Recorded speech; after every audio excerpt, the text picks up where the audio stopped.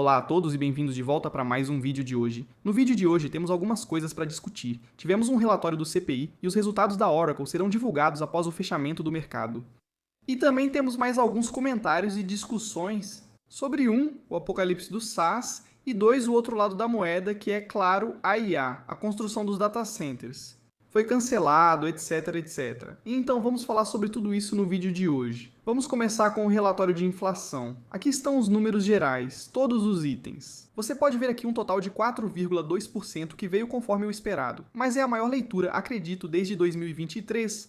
Agora, a única coisa positiva que eu diria é que se você olhar para todos os itens, menos alimentos e energia ficaram em 0,2 ponto mês a mês, o que foi melhor do que os 0,3 ponto que eram esperados. Todo o restante veio em linha, por isso o mercado reagiu da forma que reagiu, porque não surpreendeu ninguém. O número aqui, 4,2%, claro, não é o melhor número. Mas como vemos um grande aumento aqui nos preços da energia, se e quando a situação no Oriente Médio for resolvida, claro, isso vai impactar diretamente os preços do petróleo, os preços da energia, que devem cair. E então, digamos, na segunda metade deste ano, teremos resultados melhores. O que então vai puxar esse número de volta para menos de 4%, talvez até mais próximo dos 2,7% ou 2,6% que já vimos antes. Então, no geral, nada realmente surpreendente. Nós, é claro, estaremos aguardando os relatórios do PPI e do PCE nos próximos dias. Quanto ao mercado em si, como você pode ver aqui, mais um dia misto.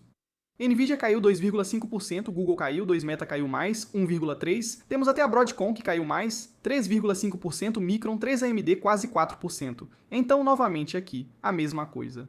As ações de IA estão dando uma respirada, alguns vão dizer, levando uma grande pancada. Sim, as coisas estão ficando um pouco interessantes. Temos a Amazon de volta abaixo dos $240, temos o Google aqui a 356, 357 dólares. Com sorte, quem sabe, talvez a gente consiga ver o Google mais perto de $300, $220, quem sabe? Isso pode ser um negócio muito bom. Mas está bem claro que agora talvez existam algumas dúvidas, algumas questões surgindo em relação novamente à expansão da IA, se faz sentido ou não, o mercado não se importa. No curto prazo, isso vai puxar tudo para baixo por causa das manchetes. Além disso, a maioria das grandes empresas de tecnologia está no vermelho. Oracle, antes da divulgação de resultados, a 205 por ação. Quanto aos nomes de semicondutores, todos eles, exceto KLA e Applied Materials, estão no vermelho neste momento. Neoclouds, mesma história aqui, tudo no vermelho. Será que poderíamos ver a Nebius abaixo de 200 por ação nos próximos dias? É possível, agora estamos em 220. CoreWeave caiu novamente para abaixo de 100 por ação. São esses nomes que espero que se movimentem quando Oracle divulgar os resultados, principalmente na teleconferência. Agora, se isso vai ser na direção certa ou errada, ainda vamos ver. Depende dos números da Oracle e com certeza dos comentários na teleconferência de resultados. Porque lembre-se, a Oracle tem um acúmulo de pedidos absurdamente grande, um acúmulo enorme agora. Esse acúmulo de pedidos vai aumentar neste trimestre ou não? Quanto desse acúmulo eles estão reconhecendo agora? Eles estão vendo as margens melhorarem? Qual que é toda a história por trás disso?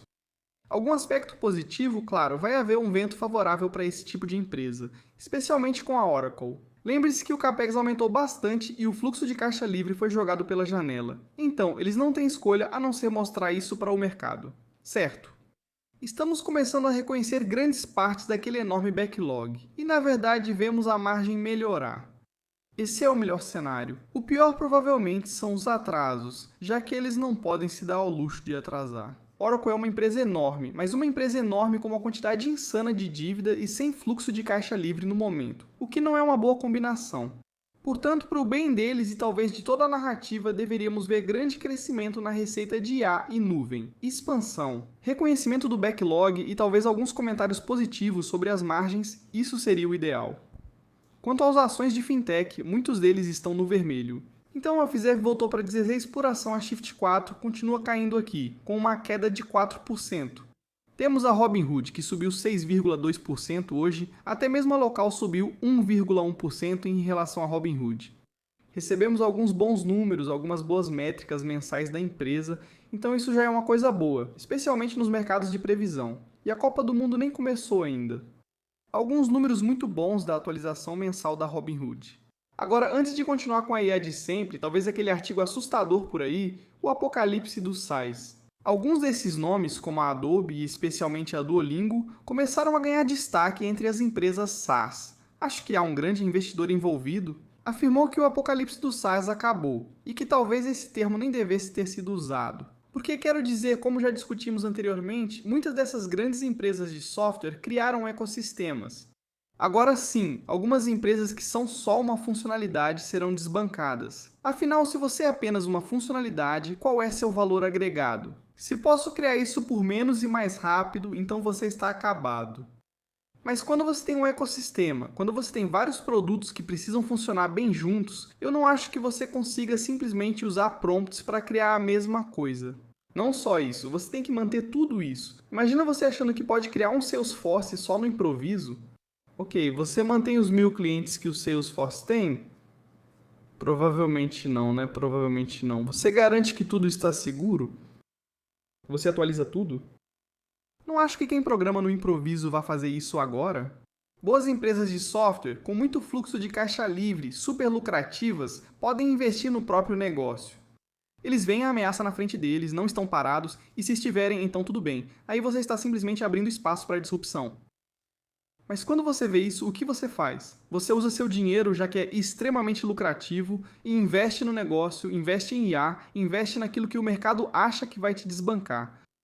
Mas o que realmente acontece é que você está tornando seu negócio cada vez melhor agora. Em alguns casos, já estamos vendo alguns sinais de reaceleração no crescimento, alguns sinais de que a IA está tornando esse negócio principal melhor. Em outros casos, ainda não vimos a grande reaceleração. Em alguns casos, o mercado não está comprando essa tese, e a empresa precisa provar que ele está errado. Muitas dessas empresas estão baratas em múltiplos, mas agora tudo depende do sentimento. A narrativa ainda existe para muitas delas, certo? Já discutimos esses players de SaaS, a narrativa continua, então essas empresas precisam achar uma solução. Esses não são negócios ruins. Muito poucos desses negócios viram, bem, queda de receita ou algo assim. A maioria deles, se não todos que acompanhamos, todos têm aumentado a receita e não estão realmente tendo uma grande queda no lucro. Então acho que algo está funcionando. Mas a narrativa ainda está do lado pessimista até agora, embora esteja diminuindo a cada mês, na minha opinião. Agora, passando para o outro lado da moeda, está a história da IA. A história da IA, na minha opinião, a grande questão, sem trocadilho. Acima de tudo isso está claro a bolha de excesso de construção. Qual é o retorno sobre o investimento? E então, claro, o título mensal de que os data centers estão sendo cancelados, certos? Então vamos dar uma olhada no mais recente. Bem, o mais recente é este. Esta é uma atualização de hoje, porque ontem aparentemente saiu um relatório da Bloomberg dizendo que este data center aqui está sendo pausado ou algo assim. Então, o curso não é mais parceiro de desenvolvimento no projeto. Essa é a atualização no momento. Black Hill atualizou sobre o desenvolvimento de um projeto de data center de 1,8 gigawatt em Cheyenne, Wyoming. A empresa continua avançando com o projeto e está trabalhando diretamente com um potencial cliente de grande demanda. Enquanto o Crusoe não é mais o parceiro de desenvolvimento para este projeto, o projeto continua progredindo conforme o planejado e está previsto para iniciar o serviço no começo de 2028. Em abril de 2026, a subsidiária de serviços elétricos da empresa em Wyoming firmou um acordo para adquirir equipamentos de geração de longo prazo com o cliente em potencial. Para apoiar o projeto, será usada a tarifa de serviço de contrato de grande potência da concessionária de Wyoming.